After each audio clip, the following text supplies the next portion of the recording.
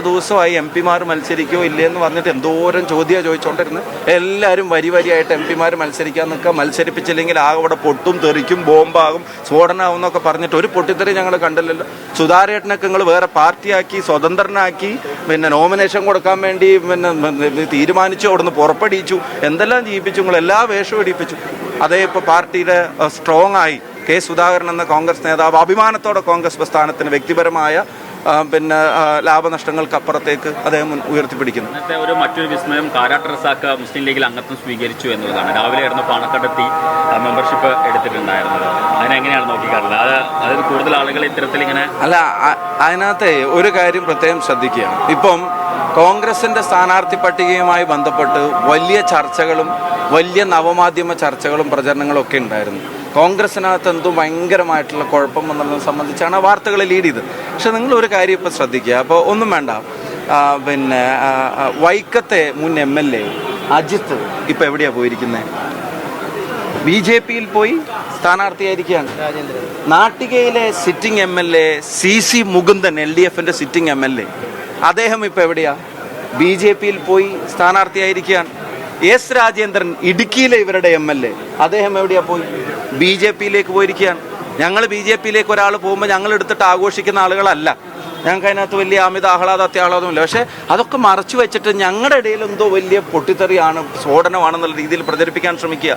ഇനി ഒരു കാര്യം കൂടെ ഞാൻ പറയാം. ആയിഷ പോറ്റി ഇപ്പം എവിടെയാ? PV അൻവർ, ഇവരുടെ കടുന്നൽ കൂട്ടത്തിൻ്റെ തലവനായി അവർ തന്നെ അവരോധിച്ചിരുന്ന PV അൻവർ ഇപ്പം എവിടെയാണ് ഈ തെരഞ്ഞെടുപ്പിൽ മത്സരിക്കുന്നത്? ഒന്നും വേണ്ട, ദീർഘകാലം CPM-ന് എല്ലാം നൽകിയിരുന്ന നേതാവെന്ന് പറയപ്പെടുന്ന G സുധാകരൻ എവിടെ നിന്നിട്ടാണ് മത്സരിക്കുന്നത്? ഇപ്പോൾ കാരാട്ട് റസാഖ് വീണ്ടും ലീഗിൻ്റെ കൂടാരത്തിലേക്ക് തന്നെ തിരിച്ചു വരുന്നു എന്ന് പറയുന്നു. യഥാർത്ഥത്തിൽ TK ഗോവിന്ദനെ പോലുള്ളൊരു CPM നേതാവ്, ഞാൻ കഴിഞ്ഞ ദിവസം പറഞ്ഞു, അദ്ദേഹം അവിടെ നടത്തിയ പത്രസമ്മേളനം ശരിക്കും ഒരു പാർട്ടി സ്റ്റഡി ക്ലാസ്സാണ്. ഗോവിന്ദ മാഷൊക്കെ ഒന്നുകൂടി ഇരുന്ന് കാണേണ്ട സ്റ്റഡി ക്ലാസ്സാണ് അദ്ദേഹം എടുത്തത്. തളിപ്പറമ്പിലെ TK ഗോവിന്ദനാണെങ്കിൽ പയ്യന്നൂരിൽ കുഞ്ഞികൃഷ്ണൻ അല്ലേ, അദ്ദേഹം പറഞ്ഞ എന്താ, പ്രവർത്തകർ ഇനി നേതൃത്വത്തെ തിരുത്തേണ്ട കാലമാണെന്ന്.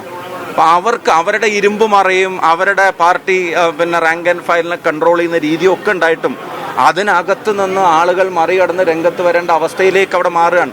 അതിൻ്റെ ഒരു പ്രധാനപ്പെട്ട റീസൺ, അതിൻ്റെ നേതൃത്വം നൽകുന്ന ആളുകൾക്ക് ഇപ്പോൾ ഭരണത്തോട് മാത്രമാണ് താല്പര്യം. അവരുടെ പാർട്ടിയേക്കാൾ ആശയങ്ങളെക്കാൾ ഭരണത്തോട് താല്പര്യമാണ്. അല്ലെങ്കിൽ ഒരു CPM മന്ത്രി പഞ്ചായത്തിൽ ജയിച്ച ജനപ്രതിനിധികളുടെ പേര് നോക്കിയാൽ കാര്യം മനസ്സിലാവുന്നുള്ളൊരു സ്റ്റേറ്റ്മെൻറ്റ് ഒരു CPM-ൻ്റെ മന്ത്രി കേരളത്തിൽ നടത്തിയിട്ട് കേരളത്തിൻ്റെ മുഖ്യമന്ത്രി ഒന്ന് തിരുത്തിയതെങ്കിലും നിങ്ങൾ കണ്ടോ?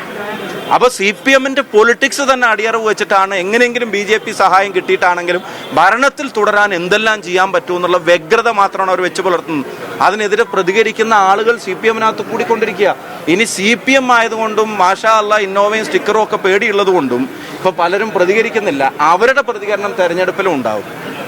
CPM-നെ സംബന്ധിച്ചിടത്തോളം അവർ പ്രതീക്ഷിക്കാത്ത തിരിച്ചടി തെരഞ്ഞെടുപ്പിൽ അവർക്ക് നേരിടേണ്ടതായിട്ട് വരും.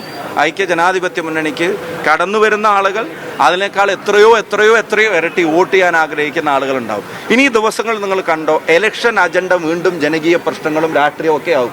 ഇത്രയും ദിവസം സർക്കാർ PR-ന്റെ പേരിൽ അതിനെ മറച്ചു വെക്കാൻ ശ്രമിച്ചു.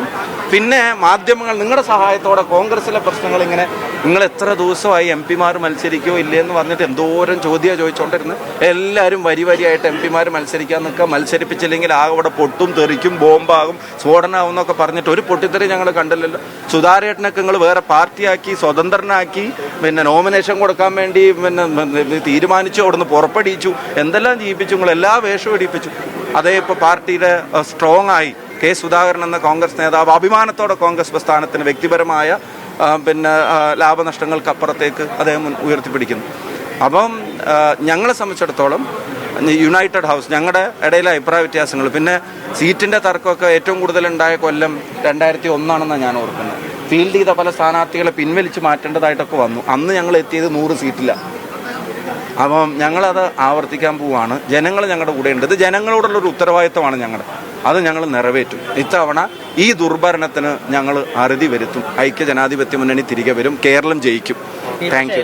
തിരിച്ചു പറയുന്നത് ആന്റണിയുടെ മകൻ എവിടെ, കെ കരുണാകരന്റെ മകൻ എവിടെ, ഉമ്മൻചാണ്ടിയുടെ മരുമകൻ എവിടെ, സണ്ണി ജോസഫിന്റെ സഹോദരൻ എവിടെ? അല്ല, മകനും മകളും മരുമകനും സഹോദരനും ഒക്കെ എവിടെയെന്ന് അവർ ചോദിക്കുന്നുണ്ട്. അവരുടെ MLA-മാരെ എവിടെയെന്നാണ് ഞാൻ ചോദിക്കുന്നത്. അവരുടെ സിറ്റിംഗ് MLA-മാരെവിടെ? അവർ അവസരം കൊടുത്ത് ജയിപ്പിച്ച് നിർത്തിയ സിറ്റിംഗ് MLA പോലും BJP പോകുമ്പോൾ മകൻ്റെയും മരുകളുടെയും കാര്യം പറഞ്ഞിട്ട് അതിനെ കവർ ചെയ്യാൻ പറ്റുമോ? അതിന് കഴിയില്ലല്ലോ.